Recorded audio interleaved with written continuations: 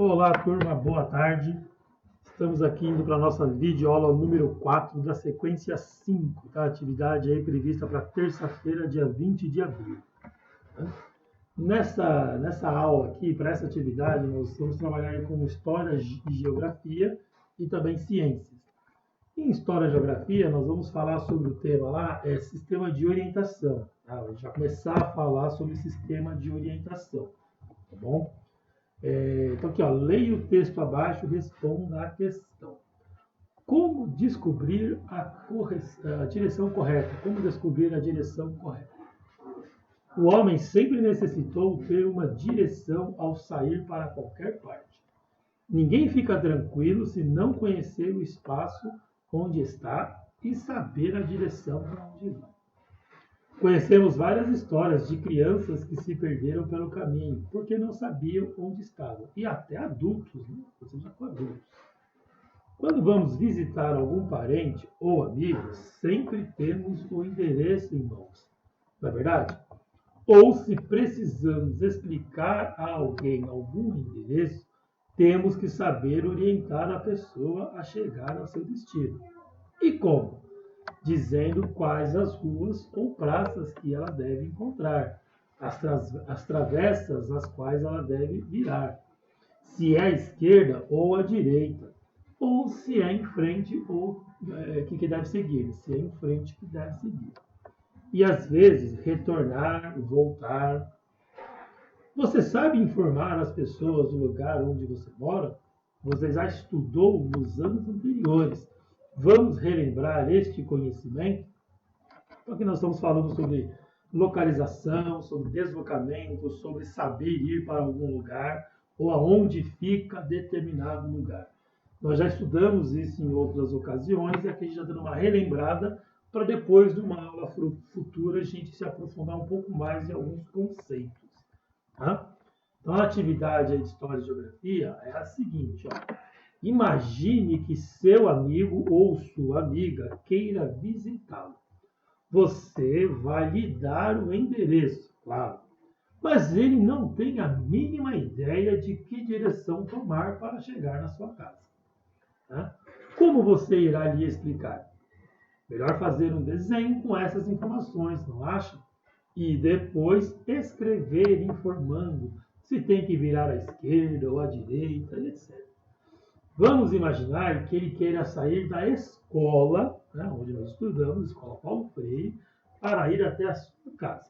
Então, em seu caderno, faça o desenho do trajeto lá da escola até a sua casa, para facilitar a seu amigo, né, ou a sua amiga a encontrá-lo ou encontrá-la. Tá? Então você vai fazer um desenho explicando lá o caminho que se deve percorrer para sair da escola e ir até a sua casa. Depois você descreve, né, como ele vai se deslocar por este caminho. Tá ok? Essa é a atividade de História e Geografia. Tá? Orientação e localização. A gente vai falar mais sobre isso em outras oportunidades. Essa é a primeira atividade. Em ciências, nós vamos falar sobre as cadeias alimentares simples. Tá? Cadeia alimentar simples. Antes de iniciar o estudo do que é cadeia alimentar, nós pedimos aqui que você converse com um adulto, né, da sua casa, com seu pai, a mãe, um irmão mais velho ou outro parente que seja adulto, né, sobre as seguintes questões. Número 1. As plantas também são seres vivos? Sim ou não? Né? Por que sim ou por que não? Pense um pouco sobre esta pergunta. Depois, perguntinha 2, do que elas se alimentam, qual é o alimento das plantas. Tá? Note que a pergunta 2 ela meio que responde a pergunta 1, né? Porque para se alimentar tem que ser um ser vivo. O ser vivo está se alimentando para continuar vivo. Ok? Então, uma pergunta complementa a outra ali. E aqui a gente fala um pouquinho, depois que você refletiu sobre a questão de 2, aí você parte para a próxima parte lá da atividade, que é onde nós temos uma imagem, e a gente fala lá, observe a imagem e leia com um adulto, o texto a respeito das plantas e converse sobre o que discutiram lá no exercício 1 e 2. Então, a atividade ela dá continuidade lá na reflexão que você fez nas duas questões lá que vieram antes. Então, aqui nessa imagem é mostrado para nós o esquema da fotossíntese, que é a forma com que as plantas se alimentam. Tá bom?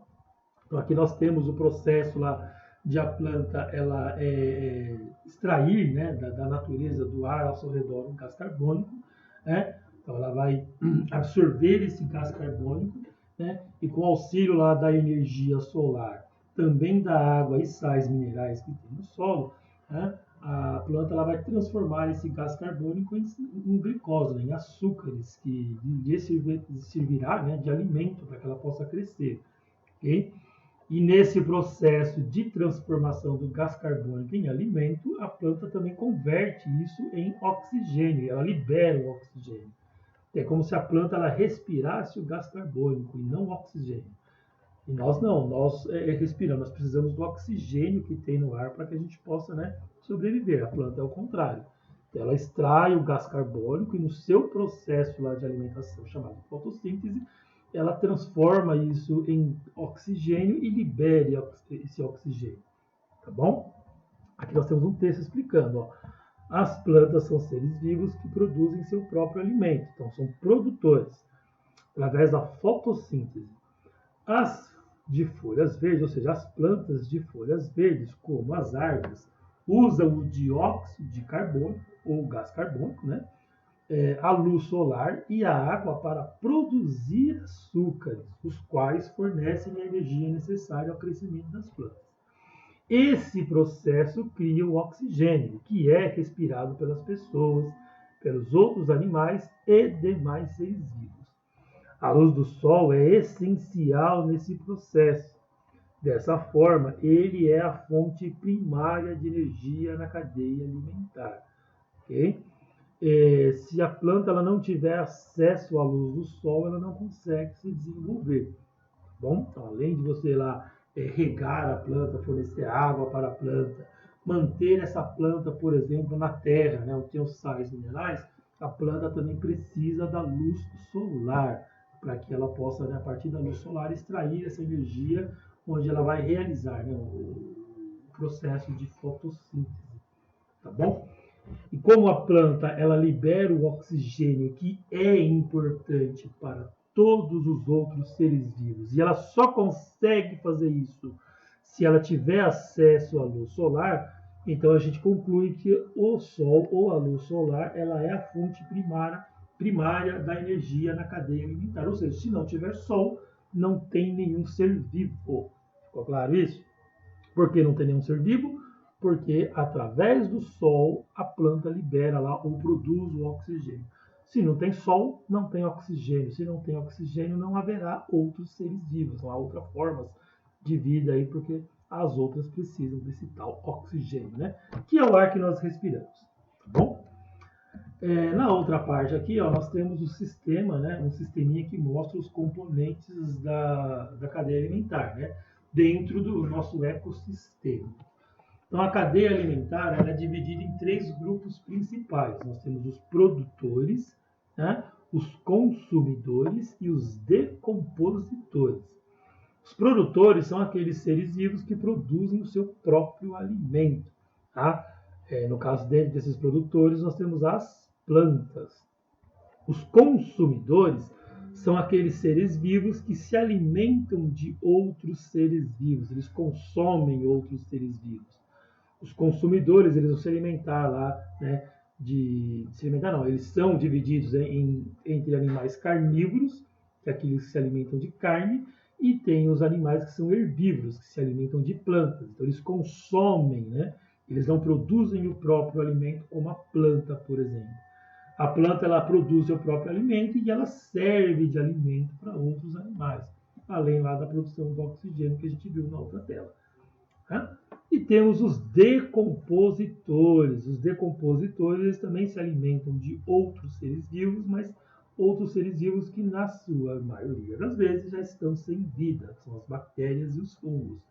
Então, eles decompõem. Um detalhezinho. Aqui nos consumidores eu pulei aqui o onívoros. Animais onívoros são aqueles que se alimentam tanto de carne como de plantas. Então você tem o carnívoro apenas, que são os predadores, né, se alimentam de carne, Os herbívoros, que se alimentam apenas de plantas ou de frutos, e os onívoros, que se alimentam dos dois tipos de seres vivos. Já os decompositores, eles decompõem a matéria do ser vivo, que geralmente já não está mais com vida, que já morreu. Então, são as bactérias e os fungos. É claro que existem decompositores que também se alojam aí em seres que já estão vivos, mas a ideia principal aqui dos decompositores é pensar lá no corpo do ser vivo que já não é mais vivo, né? Já está sem a vida já. Ele vai decompondo, e a gente costuma falar que está apodrecendo, né? O que acontece, por exemplo, com uma fruta. Se você pega uma maçã e deixa aí na pia da sua cozinha, né? E deixa lá uma semana, ela vai apodrecer. Por que ela está apodrecendo? Perdão, porque as bactérias e os fungos começam a se alimentar ali daquela fruta.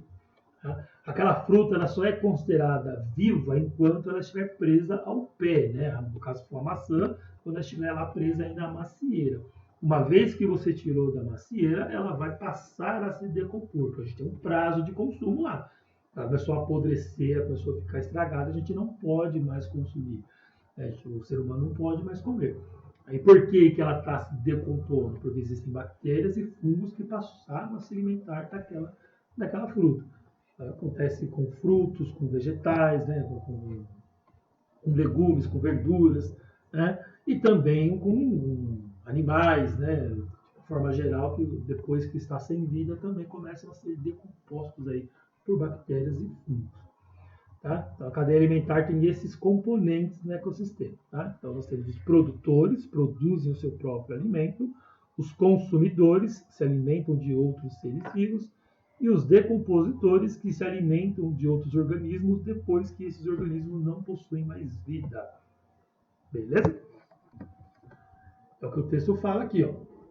Cada ser vivo do ecossistema tem um papel importante, seja como produtor, consumidor ou decompositor. As plantas são produtoras, elas geram o seu próprio alimento por meio de um processo chamado fotossíntese. A gente viu lá na imagem, lá na tela anterior. Os animais, e neles estão incluídos os seres humanos, são os consumidores. Eles consomem plantas ou outros animais. Okay? As bactérias e outros seres vivos que causam a deterioração são os decompositores. Eles se alimentam, né, dos resíduos orgânicos de plantas e de animais e contribuem para a fertilização do solo, pois liberam nutrientes que fazem as plantas crescerem. Os organismos produtores são chamados de autótrofos, pois geram seu próprio alimento. Os consumidores e decompositores são chamados de heterótrofos, pois se alimentam de outros organismos. Os consumidores podem ser herbívoros, carnívoros e onívoros. Os herbívoros são aqueles que se alimentam apenas de vegetais, como o boi, o elefante, as borboletas, o veado, se alimentam de plantas, de frutos. Né? Já os carnívoros são aqueles que se alimentam apenas de outros animais, como o leão, o tigre, o tubarão, a onça. Então, eles caçam outros animais para se alimentar. E os onívoros são os que se alimentam de tudo, comem tanto vegetais quanto outros animais. Nós, seres humanos, somos animais onívoros, assim como o porco, o lobo-guará, o jabuti, entre outros. Aqui, né, o texto se refere ao ser humano como animal, porque dentro da cadeia alimentar, dentro do ecossistema, a gente se encaixa nessa classe de seres vivos. Okay? Nós não somos vegetais, nós não somos fungos ou bactérias. Então, nós nos encaixamos no reino animal. Ok? Então, não é ser humano é um animal, você não vai comparar o ser humano com um cachorro, com um gato, com um leão, com um tigre, não. Ele está dentro do reino animal, cientificamente falando, porque ele se adequa, né, ao reino animal na forma de se alimentar, de se reproduzir, entre outras coisas. Ok? Então, cientificamente, a gente entra lá no reino animal. Tá bom? E aí vem o exercício aqui. Ó. Observe a imagem e responda as questões abaixo. Então, na imagem nós temos uma flor depois uma flechinha apontando para um grilo ou gafanhoto, né? E depois uma outra flechinha apontando para um sapo, ok? Então nós temos aqui uma planta e dois animais, sendo um deles um inseto e o outro aqui é o sapinho, né? Aí vem a perguntinha, ó, quem é o produtor nesta representação? Então, qual desses três seres vivos produzem o seu próprio alimento? É a flor, é o grilo ou o gafanhoto, né? Tá mais com cara de gafanhoto do que de grilo. Ou é o sapo, tá? E letrinha B, ó, escreva o nome dos consumidores, porque tem um ser vivo aqui que é produtor, você vai responder a letra A, e os outros dois, né, são consumidores. Então, os outros dois você vai colocar como resposta do exercício B. Tá bom? Então, essa aqui é uma forma mais resumida e simples de a gente falar um pouquinho como é a cadeia alimentar, para que vocês possam entender. Tá? E a cadeia alimentar ela é bem mais completa e mais extensa, né, esse assunto do que isso que a gente está falando aqui. Aqui é como se fosse uma introdução. Tá bom? Espero que você tenha entendido aí como é que funciona a cadeia alimentar.